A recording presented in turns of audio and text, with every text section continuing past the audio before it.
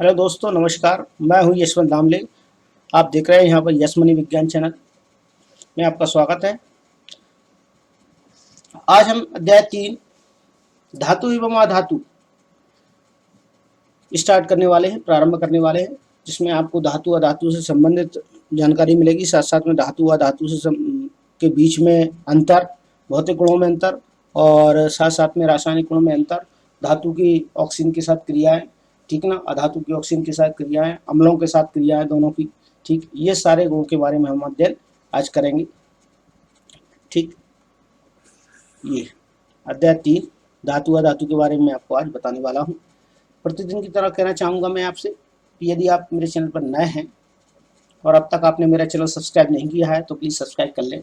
आपको part two part video मिलेंगी इसमें, ठीक, और आप लाइक जरूर करें यदि आपको अच्छा लगता है, ठीक, और बेल आइकन को प्रेस कर दें ताकि आपको वीडियो का नोटिफिकेशन वीडियो डलने पर तुरंत प्राप्त हो जाए। आइए शुरू करते हैं।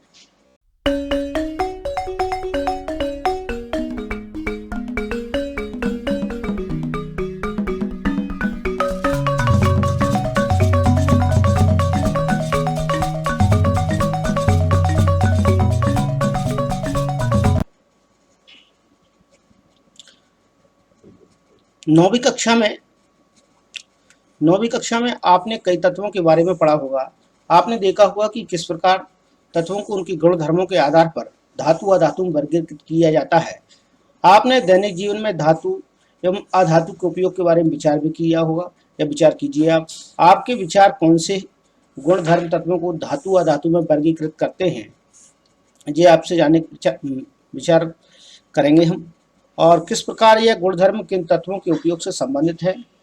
हम इनके कुछ गुण धर्मों का विस्तार से अध्ययन करने जा रहे हैं। अब यहाँ विस्तार से अध्ययन करेंगे। सबसे पहले देखते हैं इनके भौतिक गुणधर्म। ठीक, ये भौतिक गुणधर्म हम देख लेते हैं किस किस प्रकार से भौतिक गुणधर्म इनके होंगे। तो सबसे पहले 3.1.1, ठीक, 3.1 इन पदार्थों के भौतिक गुणधर्मों की तुलना करके समूह में अलग अलग करना सबसे आसान है। इनके अध्ययन के लिए हम निम्न क्रियाकलापों की सहायता से अनुभाग 3.1 से अनुभाग 3.6 में दिए गए क्रियाकलापों के लिए निम्न धातुओं iron, copper, aluminium, magnesium, sodium, lead, zinc आसानी से मिलने वाली कुछ अन्य धातुओं के नमूने इकट्ठा करेंगे। ठीक,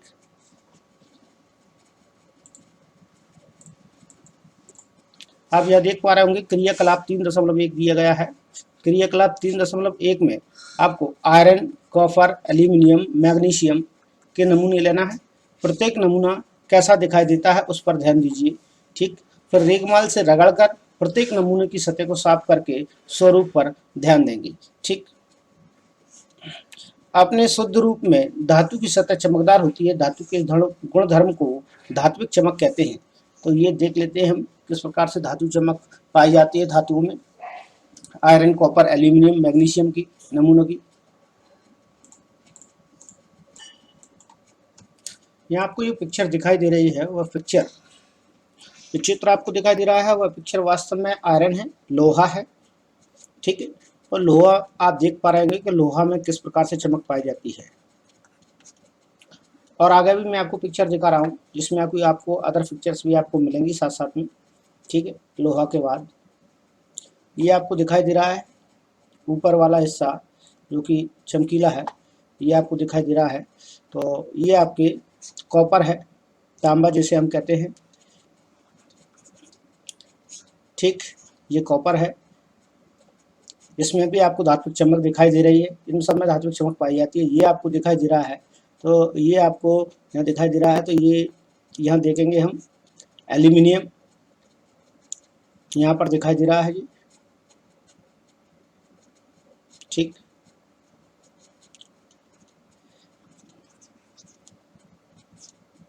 एल्यूमिनियम है ये। और इसके नीचे एक जस्ट पिक्चर दिखाई दे रही होगी, वो आपके सामने है, तो वो मैग्नीशियम है।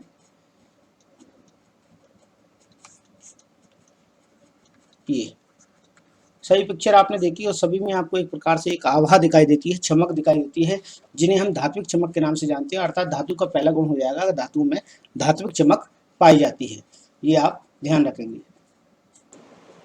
यहाँ पहला बिंदु क्लियर हो जाता है धात्विक गुणों का, कि धातुओं में धात्विक चमक पाई जाती है।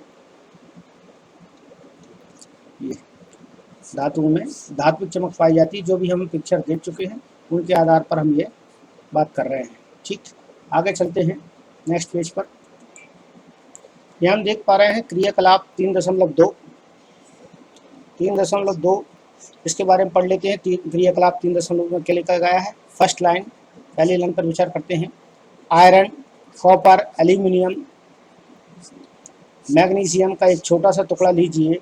इन धातुओं को तेज धार वाले चाकू से काटने का प्रयास कीजिए। अब अपने परीक्षण को लिखिए और चिमटे से सोडियम धातु का एक टुकड़ा पकड़िए और सावधानी पूर्वक सोडियम धातु का उपयोग करते समय हमेशा सावधानी रखिए और फिल्टर के बीच दबाकर इसे सुखा लीजिए।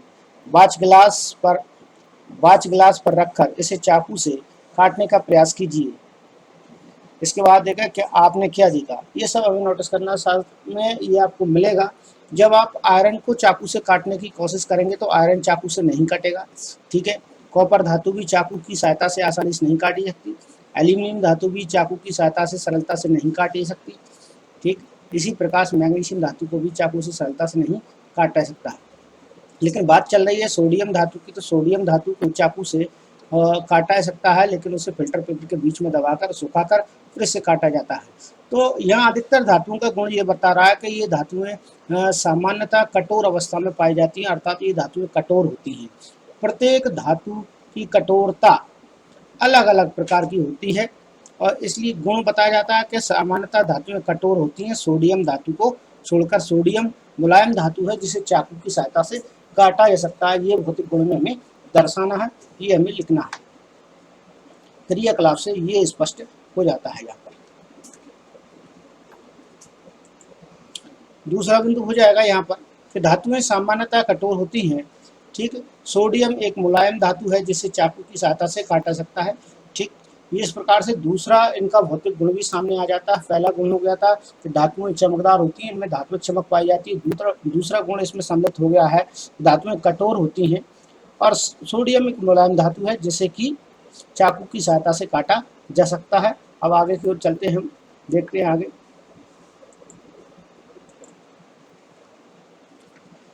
क्रियाकलाप 3.3 आयरन, जिंक, लेड, कॉपर के टुकड़े लीजिए। किसी एक धातु को लोहे के ब्लॉक खंड पर रखकर 4-5 बार हथौड़े से प्रहार कीजिए। आपने क्या देखा, अन्य धातुओं के साथ ही यह क्रिया करके देखिए। इन धातुओं के आकार में परिवर्तन होता है क्या? आप देखते हैं कि धातुओं को जब ऊपर से हथौड़े की सहायता से ठोका जाता है, ठोकने पर ये धातुएं बिखर जाती हैं, अर्थात ये फ्लैट हो जाती हैं, चपटी हो जाती हैं। इस प्रकार से ये धातु इस प्रकार से जब ठोकने के बाद इस प्रकार से ये फ्लैट हो जाती हैं, चपटी हो जाती हैं, अर्थात ये चोट को सहन कर सकती हैं, आघात को सहन कर सकती हैं, इसलिए इन्हें कहा जाता है आघात वर्णिता। और साथ में आघात का तात्पर्य आघात को सहन करना, और जब इस पे आघात पड़ता है, वर्णिता से तात्पर्य है इनके आकार में वृद्धि हो जाती है, ये आकार में भी बढ़ जाती है। इसीलिए इनका तीसरा गुण होता है कि धातुओं को ठोक पीट कर इनकी चादरें या वर्क बना सकते हैं, क्योंकि इनमें जो गुण पाया जाता है वो आघात वर्णिता का गुण पाया जाता है। तो तीसरा गुण उनका यही हो जाएगा, आघात वर्णिता का गुण, जिसमें कि सोना चांदी सबसे अधिक आघात वर्धनीय धातु है। सोना चांदी सबसे अधिक आघात वर्धनीय धातुओं के नाम से जानी जाती है।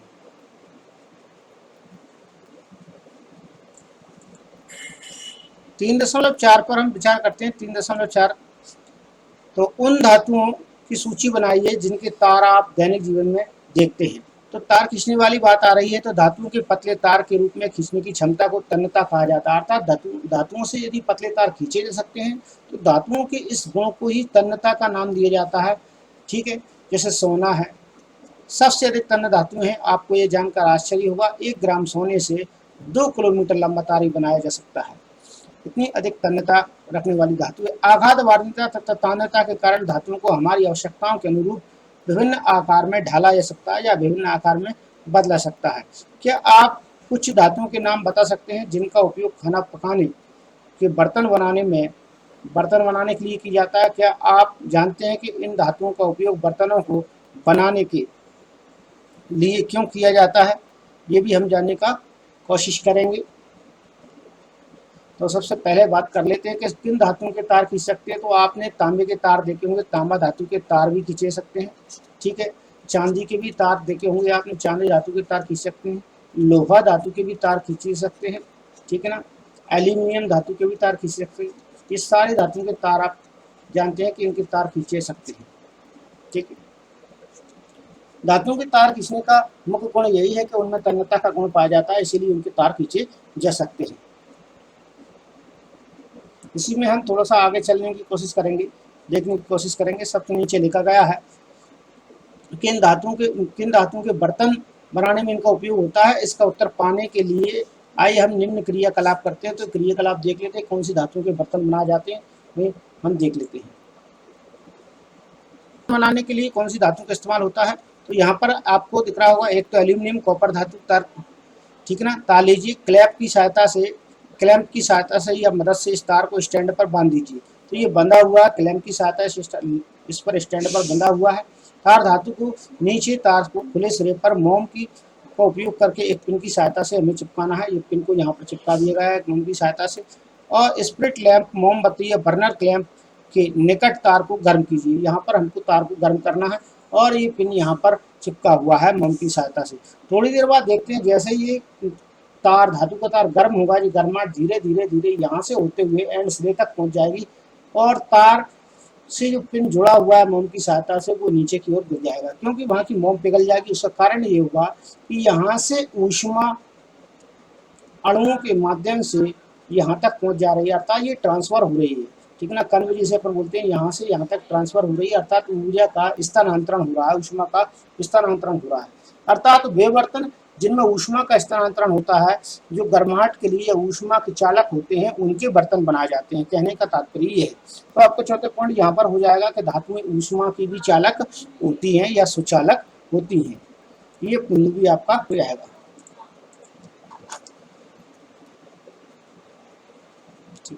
यहाँ हम देख पा रहे हैं, उपरोक्त क्रियाकलाप से पता चलता है कि धातु ऊष्मा की सुचालक है तथा इनका गलनांक बहुत ही अधिक होता है। सिल्वर, कॉपर ऊष्मा के सबसे अच्छे चालक हैं। इनकी तुलना में लेड, मरकरी ऊष्मा के कुचालक हैं। ठीक, ये आपको ध्यान रखना। इनकी तुलना की बात चल रही है, वैसे नहीं। ठीक। क्या